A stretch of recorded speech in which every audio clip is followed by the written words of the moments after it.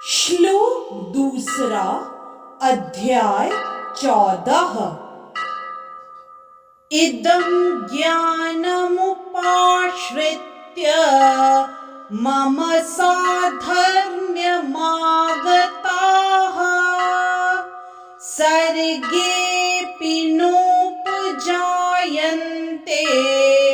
प्रलये न व्यथन्ति च।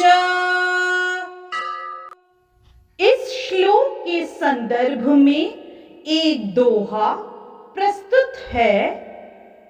वेन कर्मवश जन्मते महासर्ग की आदि महाप्रलय में भी उन्हें व्यथा न दुख इत्यादि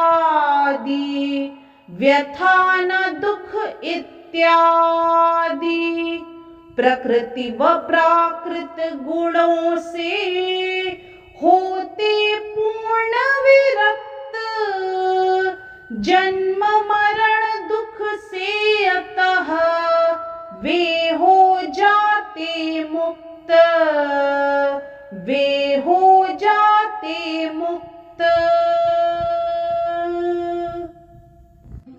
इस श्लोक में श्री कृष्ण अर्जुन को कहते हैं, इस ज्ञान में स्थिर होकर मनुष्य मेरी जैसी दिव्य प्रकृति अर्थात स्वभाव को प्राप्त कर सकता है। इस प्रकार स्थित हो जाने पर वह न तो सृष्टि के समय उत्पन्न होता है और न प्रलय के समय विचलित होता है। यदि इस श्लोक का विस्तार करें तो पूर्ण दिव्य ज्ञान प्राप्त कर लेने के बाद मनुष्य भगवान से गुणात्मक समता प्राप्त कर लेता है और जन्म मरण के चक्र से मुक्त हो जाता है। लेकिन जीवात्मा के रूप में उसका वह स्वरूप समाप्त नहीं होता।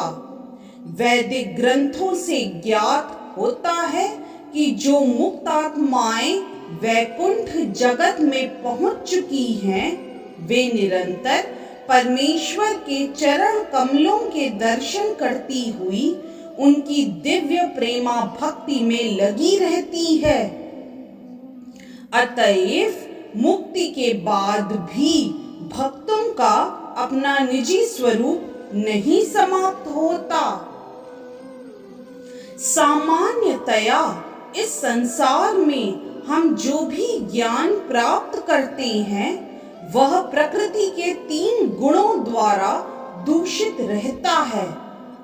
जो ज्ञान इन गुणों से दूषित नहीं होता वह दिव्य ज्ञान कहलाता है। जब कोई व्यक्ति इस दिव्य ज्ञान को प्राप्त होता है तो वह परम पुरुष के समकक्ष पद पर पहुंच जाता है।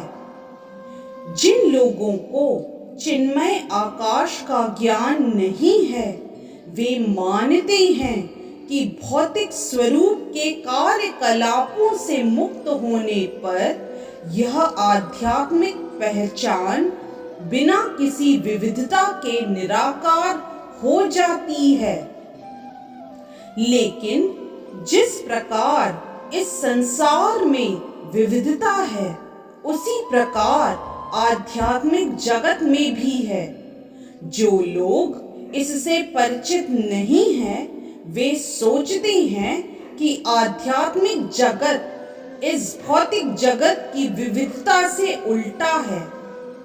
लेकिन वास्तव में होता यह है कि आध्यात्मिक जगत अर्थात चिन्मय आकाश में मनुष्य को आध्यात्मिक रूप प्राप्त हो जाता है। वहाँ के सारे कार्यकलाप आध्यात्मिक होते हैं और यह आध्यात्मिक स्थिति भक्तिमय जीवन कहलाती है। यह वातावरण अदूषित होता है और यहाँ पर व्यक्ति गुणों की दृष्टि से परमेश्वर के समकक्ष होता है। ऐसा ज्ञान प्राप्त करने के लिए मनुष्य को समस्त आध्यात्मिक गुण उत्पन्न करने होते हैं।